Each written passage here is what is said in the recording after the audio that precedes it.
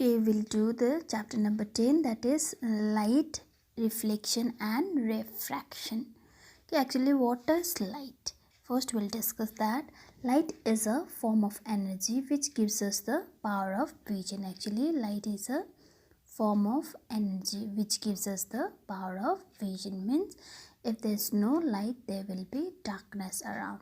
We'll see the beautiful world, beautiful environment around us. That is all due to the light. It is possible. In this chapter we will study the phenomena of reflection and refractions using the properties of light. Clear? Now that is the straight light propagations we'll do in this chapter. We know the light wave travels from one point to another along a straight line. That we'll discuss in this chapter. Okay, now we'll do the reflection of light. What is reflection of light? When the light is allowed to fall on highly polished surface such as mirror, most of the light gets reflected, or in other words we can say that the bouncing back of the light is called the reflection of light. And in this we have to remember the important laws of reflections which we did in class 8 also.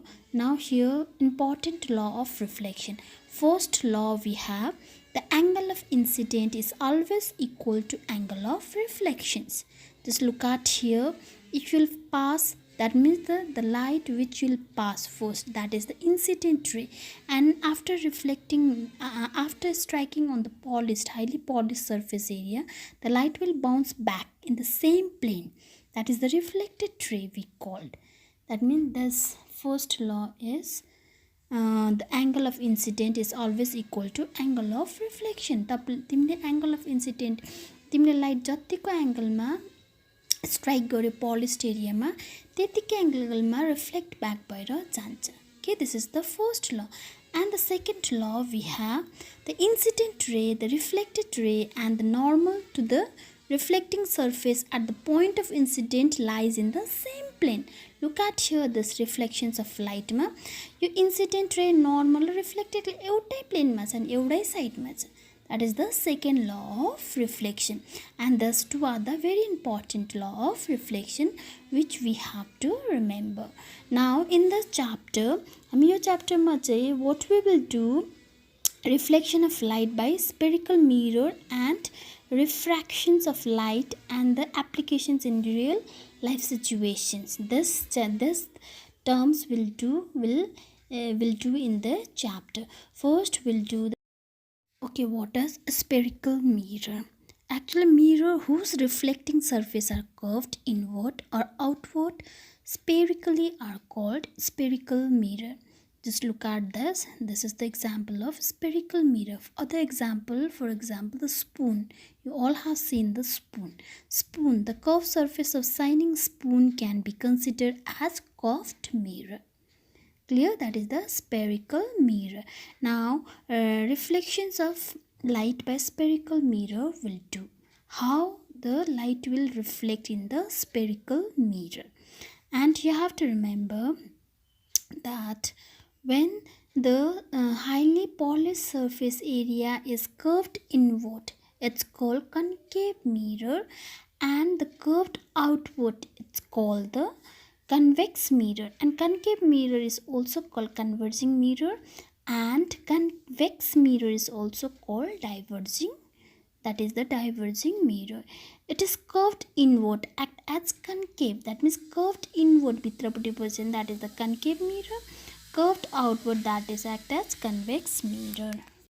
Okay, now a few basic terms related to the spherical mirrors are, okay, just look at this figure here. We have given C, capital letter F, capital letter P, capital letter R, small letter F. Now one by one we'll discuss what is this capital letter C.